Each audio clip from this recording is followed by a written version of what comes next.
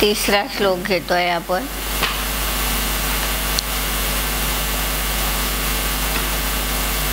तास भेद दो है परोक्ष पर तच्छ तीन माही मती श्रुत दोय परो अक्षमन ते उपजाही बुद्धि ज्ञान मन पर्यय दो है देश प्रत्यक्षा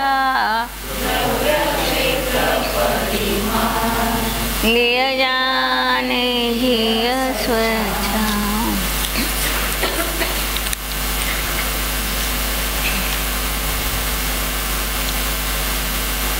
सम्यक ज्ञानाचं प्रकरण आहे. सम्यक ज्ञान आहे काय? आत्म्याजवळ अनंत गुण आहेत. तुम्ही लांब बसलात तर मला जवळ यावं लागेल.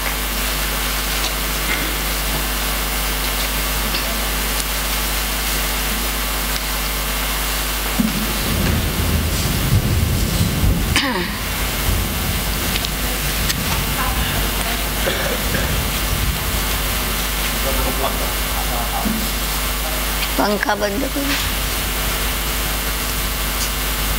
ज्ञान गुण, सम्यक ज्ञान आणि मिथ्या ज्ञान, तीन गोष्टी पाहायच्या आहेत आपल्याला. काय पाहायचे? ज्ञान गुण, सम्यक ज्ञान आणि मिथ्या ज्ञान. तर या तीन मध्ये काय अंतर आहे याचा शोध घ्यायचा आहे आपल्याला. आत्म्यामध्ये आपण नक्की केलाय किती गुण आहे आत्म्यात? अनंत गुण आहेत. तर त्यातला एक ज्ञान गुण आहे. त्या अनंत गुणातला एक ज्ञान गुण जो आहे, तर आता हे अनंत गुण आहे, हा जीवद्रव्य आहे, ह्या उद्गल द्रव्य आहे, हे ठरवलं कोणी? कोणी ठरवलं? नाही आला. मी काय प्रश्न विचारला की हा जीवद्रव्य आहे, हे पुद्गल द्रव्य आहे, हे कर्म आहे, हे ठरवलं कोणा? त्या त्या द्रव्यांनी ठरवलं? नाही, जीवाने ठरवलं. म्हणजे ज्ञानानेच आपण त्याचा निर्णय करू शकतो. तर एक गोष्ट आपल्याजवळ नक्की झाली की ज्ञान कुणाजवळ आहे? ज्ञानगुण आत्म्यातच आहे, जीवातच आहे. बाकी कोणत्याही वस्तूत ज्ञान नाहीच. तर आता हा ज्ञानगुण आपल्याजवळ असताना त्या ज्ञानाच्या अवस्था तर बदलणारच आहे. आपण जन्मलो तेव्हा जसं ज्ञान होतं तसं आज आहे? नाही. म्हणजे तो त्याचं जे काही स्थित्यंतर आहे त्या गुणाचं ते होतच आहे. आता ते स्थित्यंतर दोन रूपाचं होऊ शकते. काल आपण उदाहरण पाहिलं होतं. काळी झालेला व्यक्ती आहे, त्याला काय होतं? सगळ्या वस्तू त्याला पिवळ्या दिसणार आहे, वस्तू पिवळ्या नाही. आणि काळी न झालेल्याला काय होणार आहे? जशी वस्तू आहे तशी दिसणार आहे. म्हणजे ते ज्ञान अशा दोन रूपात आहे की ज्याला आम्ही दोन नावं देणार आहोत. एकाला मिथ्या ज्ञान असं म्हणणार आहोत आणि दुसऱ्याला सम्यक ज्ञान. हे शास्त्रीय भाषेतली शब्द झाले. आपल्याला ते जरी नाही लक्षात आले तरी लक्षात हे घ्यायचं की जशी वस्तू आहे तशी आपल्याला दिसली का नाही दिसली? नाही दिसली. आता आज आपण ते मानतो की नाही की जशी वस्तू आहे तशी आपल्याला दिसते आहे की नाही दिसत आहे? काय आहे?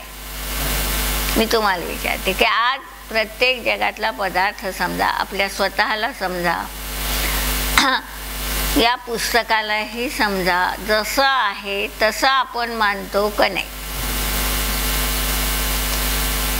काय उत्तर आहे तुमच्याजवळ? आपण मानतो की नाही, आपण जाणतो का नाही, हा महत्त्वाचा भाग आहे. ते काय आहे ते तर सत्यच आहे, त्यात काही होत नाही बदल. परंतु आम्ही त्याच्याबाबतचं काय मानतो हा महत्त्वाचा भाग आहे. आपला मुलगा आणि शेजाऱ्याचा मुलगा किंवा कोणाचाही जगातला मुलगा असेल, शेवटी तो काय आहे? तो जीवद्रव्यच आहे. आपला मुलगा असला तरी एक जीव आहे आणि दुसऱ्याचा असला तरीही तो एक जीवच आहे. आपण काय केलं? त्यांना जीवरूपात स्वीकारलं का काय स्वीकारलं? आपण आपल्या मुलाला आपण आपलं मानलं, जीव नाही मानलं.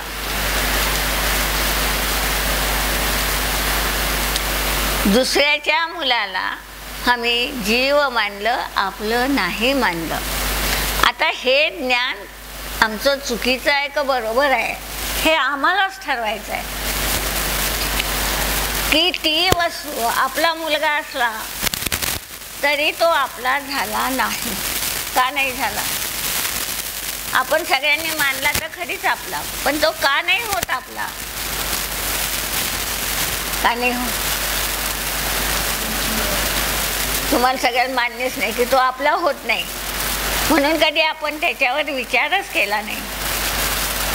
होतो का नाही आपला? काय निर्णय आहे? होतो मानायचा आहे का? सांगा सांगा, काय वाटतं? होतो का नाही तो मुलगा आपला? तो सुख देतो का नाही देत? तो दुःख देतो का नाही देत?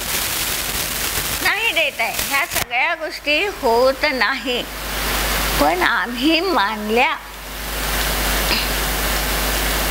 हाच आमचा मिथ्या ज्ञान आहे की त्याच्याबाबत तो आपली पर्याय करेल की आमची पर्याय करेल? काय करेल? त्याचंच काम करेल. तो आमचं काम नाही करू शकत. आपण आपली पर्याय करू शकतो, त्याची पर्याय नाही करू शकत. आचार्य आपल्याला पुढे जाऊन हे सांगणार आहे, आपली पर्याय तरी आपण आपल्या मनासारखी करू शकतो का नाही? कुणाला असं वाटतं का आपल्याला कोणता रोग झाला पाहिजे, आजार झाला पाहिजे? आल्याशिवाय राहतो का नाही? काय होते? येणार आहे तो. म्हणजे आपण आपलीच अवस्था, आपलीच पर्याय बदलू शकत नाही. बदलू तर नाही शकत, मागे पुढे नाही करू शकत. तर दुसऱ्याची कशी बदलू शकू?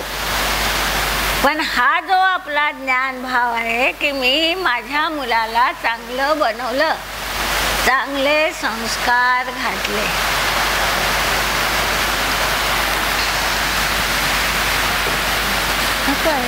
लावलं आवाज नाही लागला. मागचा आवाज आहे म्हणून दारं लावून टाका.